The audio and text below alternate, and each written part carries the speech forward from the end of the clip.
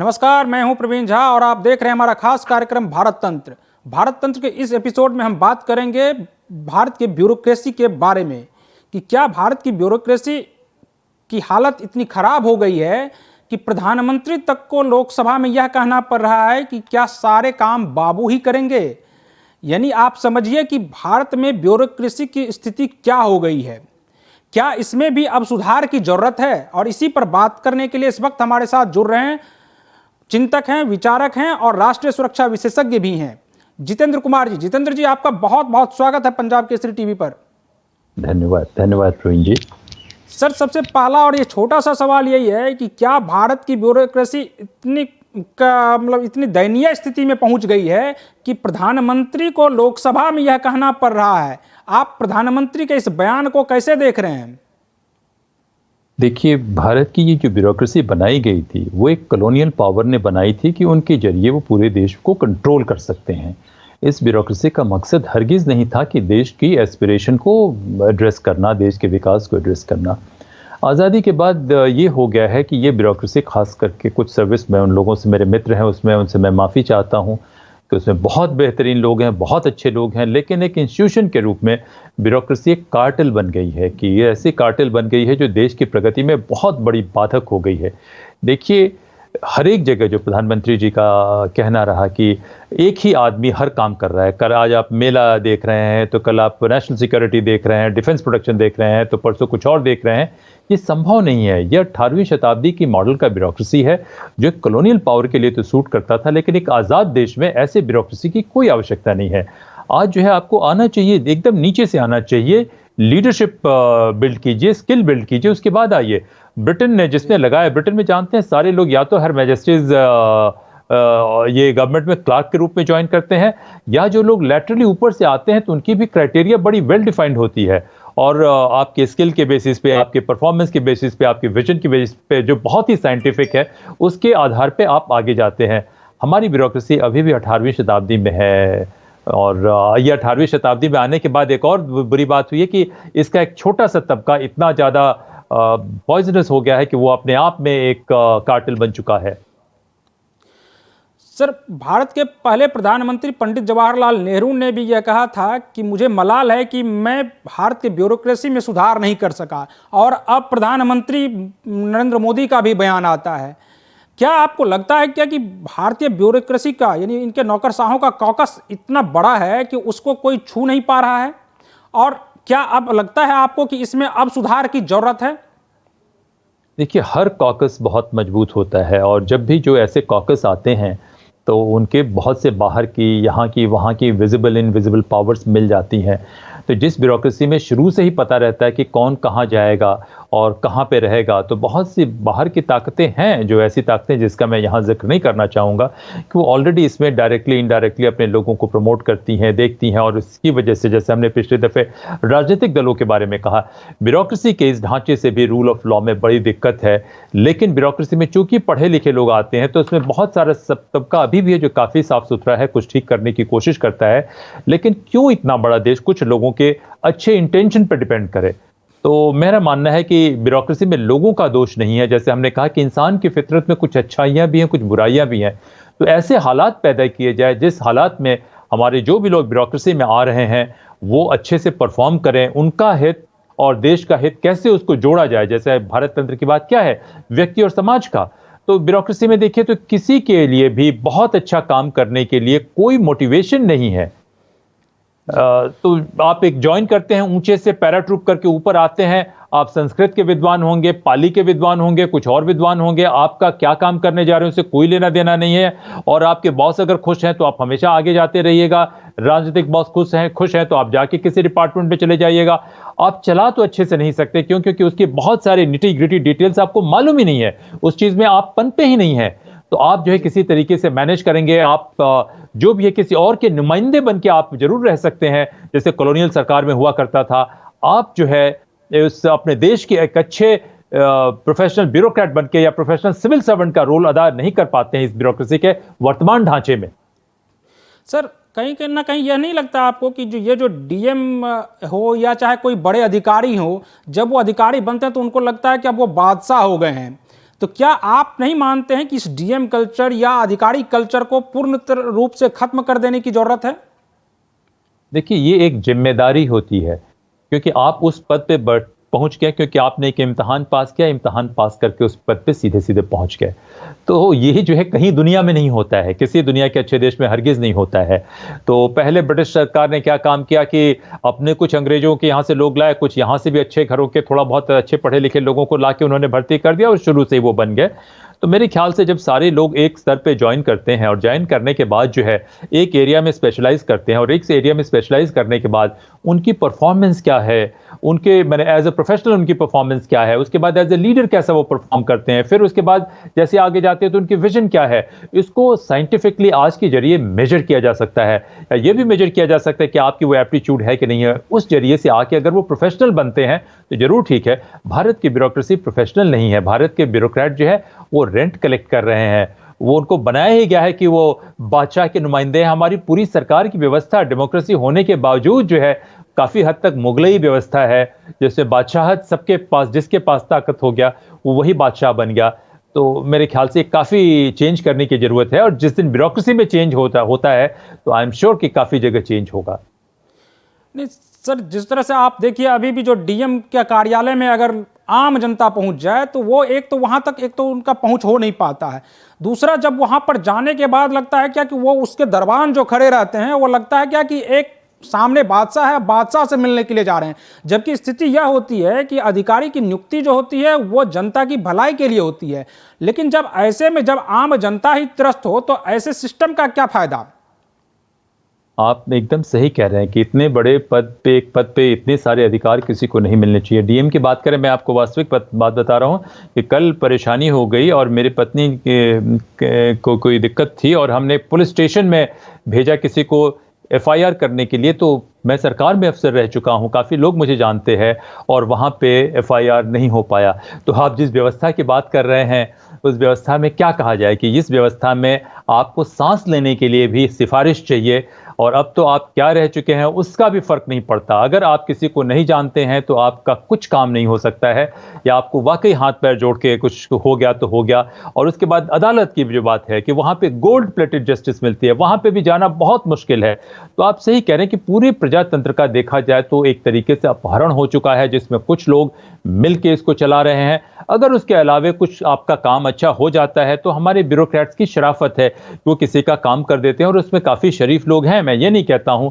लेकिन ये ढांचा तो रिग हो चुका है। इस ढांचे को अगर वाकई भारत को मजबूत करना है तो इस ढांचे को बदलने की जरूरत है।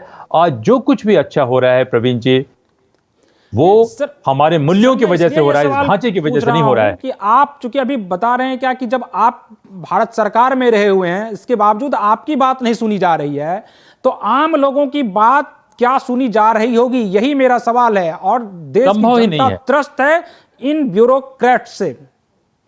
अब ये ब्यूरोक्रेट नहीं, ब्यूरोक्रेट तो फिर भी थोड़े पढ़े लिखे हैं तो ज्यादा अच्छे हैं। उसके नीचे वाले जो फंक्शनरी हैं, मैं तो कहा कि किसी मित्र के जरिए मैं कहूं तो बात हो सकती है, अन्यथा मैं किसी सरकारी दफ्तर में चला जाऊं तो कुछ काम नहीं हो सकता है। सर, मैं इसलिए ब्यूरोक्रेट्स को जिम्मेदार मानता हूं क्योंकि आपको जिला का मान लिया जाए अधिकारी बना दिया गया है। आप जिलाधिकारी हैं, आपने आपको डिस्ट्रिक्ट मजिस्ट्रेट कलेक्टर कह रहे हैं, लेकिन क्या आपके मातहत जो लोग हैं अगर वो आपकी नहीं सुन रहे हैं तो इसका मतलब है खामी आपके अंदर है?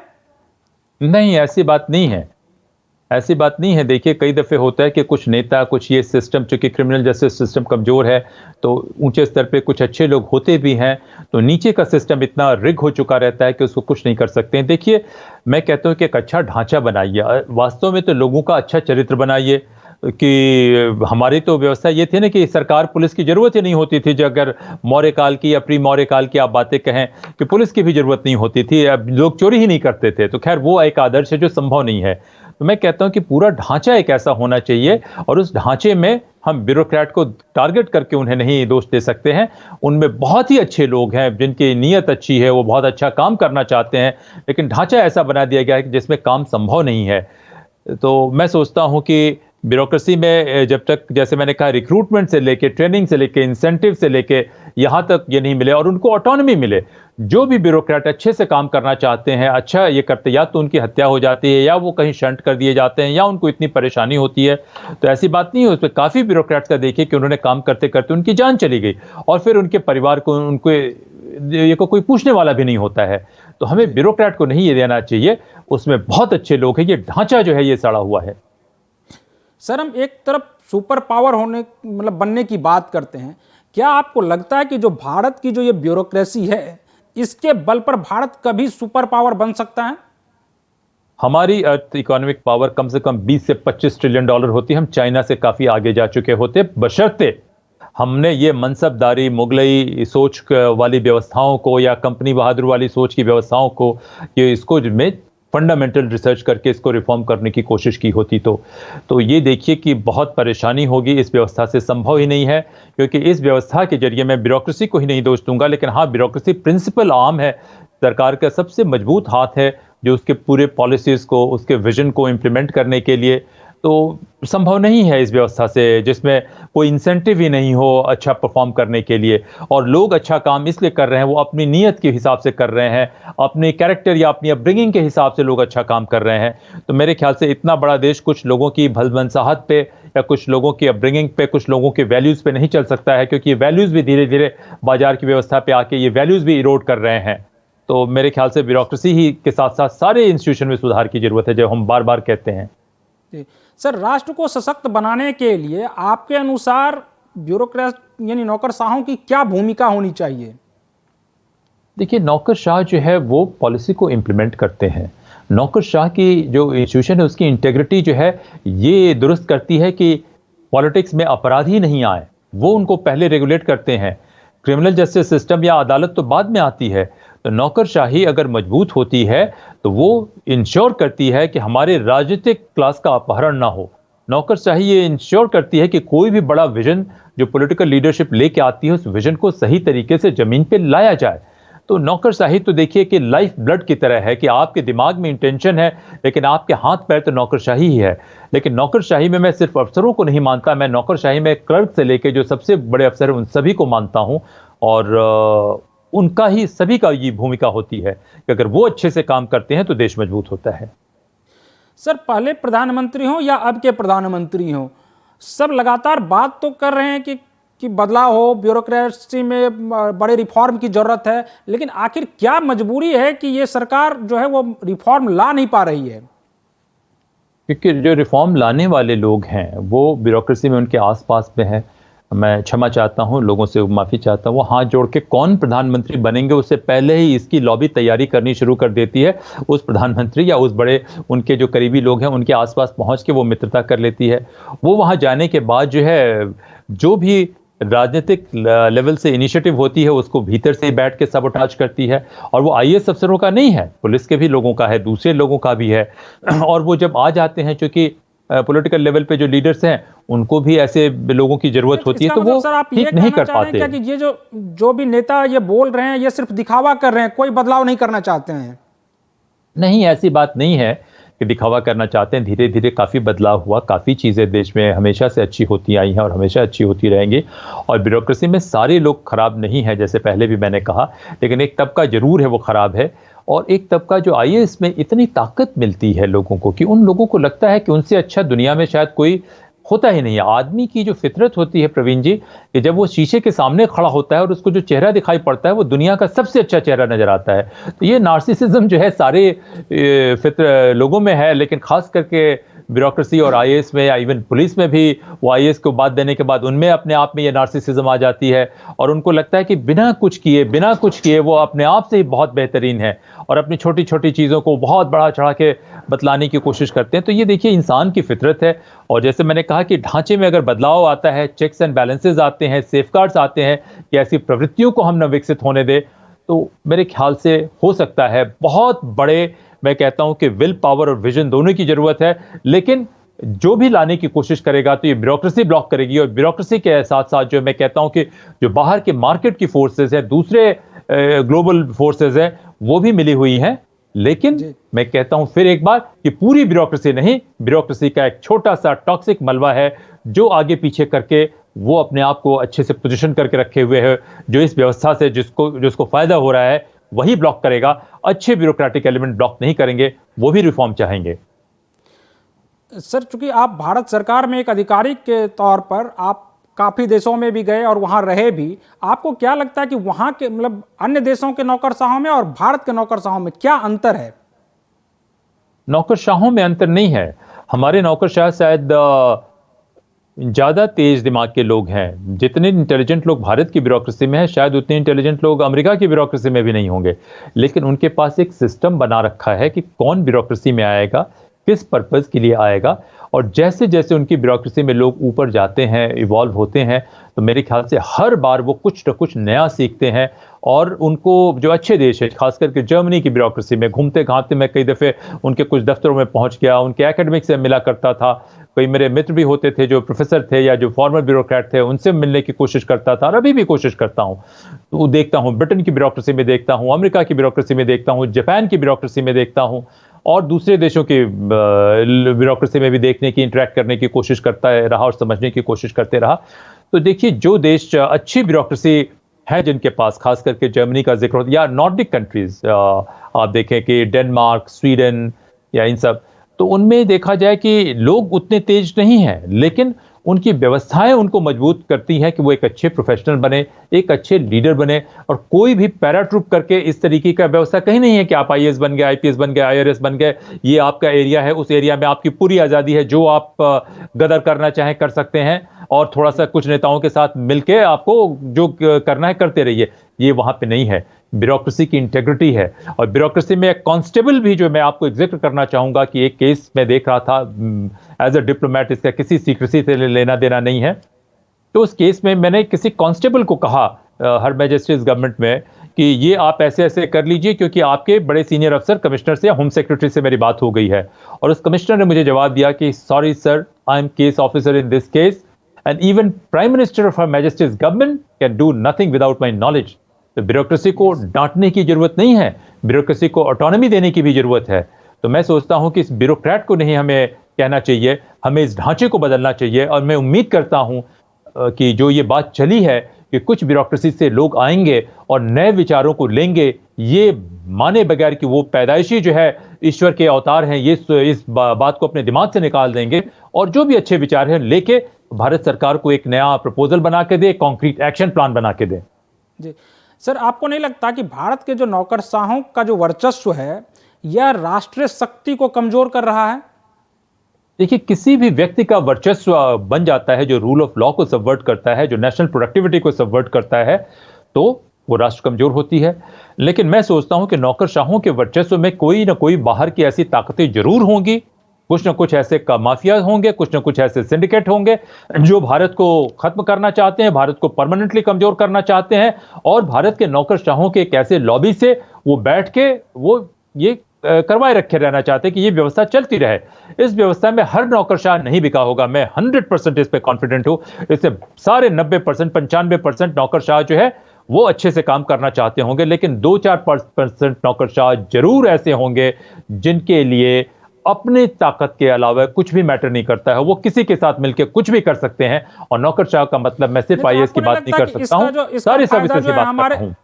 इसका फायदा हमारे विरोधी यानी कि जो दुश्मन देश हैं वो भी उठा सकते हैं इसका फायदा 100%। जैसे आपको कई दफे मैंने कहा कि जैसे मैं एक खास एरिया में कहता हूं, अब क्या मैं कहूं, बहुत सारी बात मुझे जानकारी है जिसका मैं जिक्र नहीं करना चाहता हूं, कि भारत के कितने अफसरों के सैकड़ों करोड़ों रुपए की इन्वेस्टमेंट जो है दुनिया के बाहर के देशों में है। भारत के कितने अफसर हैं जिनके बारे में देखिए, ये हम डी कंपनी की बात करते हैं जो आईएसआई का एजेंट मानते हैं, क्या बिना पुलिस के अफसरों के मिलीभगत के ये ऑपरेट कर सकते हैं? हरगिज नहीं। उसी पुलिस में से ही जो अफसर काम करना चाहते हैं, जो देश के लिए काम करना चाहते हैं, उनके लिए कोई सुरक्षा कुछ भी नहीं है। उनको ये मिल के गलत साबित कर देंगे और खत्म कर देंगे। तो देखिए, ये बाजार है, बस बाजार में इंस्टीट्यूशन को इसलिए बना के रखा जाता है कि बाहर की ताकतें आपके इस इंस्टीट्यूशन को भ्रष्ट न कर दें। तो सिर्फ नौकरशाह नहीं, ये जो क्रिमिनल जस्टिस सिस्टम का जो वर्तमान ढांचा है, राजनीतिक दलों का ढांचा है, नौकरशाही का ढांचा है, जो कॉर्पोरेट का ढांचा है, उस तमाम ढांचे में कुछ ना कुछ इसको कैसे करके इसका कैसे उपयोग किया जाए, कैसे इसको एक्सप्लॉइट किया जाए, ये हमारे दुश्मन सोचते रहते हैं। सर, अगर आखिरी और छोटा सा सवाल है कि अगर तो एक साथ तो कोई बदलाव किया नहीं जा सकता है, पूरा परिवर्तन हो नहीं सकता। अगर छोटे छोटे परिवर्तन किए जाएं तो यह संभव है। तो आपके अनुसार क्या वो परिवर्तन कहां से शुरू हो? देखिए, ये सही है कि हम एक कदम में, एक दिन में तो दुनिया नहीं बदल सकते, हमें तो स्टेप बाय स्टेप जाना होगा। लेकिन स्टेप बाय स्टेप जाने के लिए मैं नहीं कहता हूं कि एक चीज़ पे ध्यान देने की ज़रूरत है, हर जगह हमें ध्यान देने की ज़रूरत है। जैसे अब मैंने कहा कि ब्यूरोक्रेसी में, इंडोक्रेसी में भी मैंने लिखा हुआ था कि ब्यूरोक्रेसी में ध्यान देने की ज़रूरत है, बहुत ज़रूरी है। क्रिमिनल जस्टिस सिस्टम में ध्यान देने की ज़रूरत है, एजुकेशनल इंस्टीट्यूशन में ध्यान देने की ज़रूरत है, हेल्थ केयर में ध्यान देने की ज़रूरत है। तो इन तमाम चीज़ों में ध्यान देने की ज़रूरत है। लेकिन जब ब्यूरोक्रेसी और judicial system, criminal justice system, इन दो चीज़ों पे हम ध्यान देते हैं तो 90% समस्याएं कंट्रोल में आ जाएंगी। लेकिन इसको रिफॉर्म करने के लिए जो हमारे विदेशी दुश्मन हैं, जो बाहर की ताकतें हैं, वो इसमें रिफॉर्म नहीं होने देंगी। क्योंकि कंपनी के राज में कितना बाहर की ताकतों ने लूटा उसका तो हमें जानकारी नहीं है, लेकिन आज़ाद भारत को कितना लूटा गया है उसकी कोई कैलकुलेशन हुई नहीं। आप बहुत बहादुर व्यक्ति हैं और मेरा तो सिर पहले से ही घुमा हुआ है, तो हम दोनों मिलकर ये बात कर रहे हैं, पता नहीं कितने लोगों को के पास ये बात जाए। अगर ये ढांचे मजबूत रहते तो मैं कहता हूं कि भारत की अर्थव्यवस्था 20 से 25 ट्रिलियन डॉलर होती। हम चाइना से कम 1.5 गुना आर्थिक रूप से मजबूत होते। और ढांचे से ही नहीं होता, क्योंकि हमारा कैरेक्टर बड़ा अच्छा था, हमारे पुरातन मूल्य थे, अब वो मूल्यों पर भी अटैक होना शुरू हो गया है और उसी वजह से मुझे चिंता हो रही है। प्रवीण जी, सर आपका बहुत बहुत शुक्रिया पंजाब केसरी से बात करने के लिए। तो हम अपने इस एपिसोड में बात कर रहे थे भारत के ब्यूरोक्रेसी में किस प्रकार से परिवर्तन लाया जाए, इस पर। आगे हम किसी और विषय पर भी बात करेंगे अगले एपिसोड में। तब तक के लिए आप देखते रहिए पंजाब केसरी टीवी और मुझे दीजिए अनुमति। नमस्कार।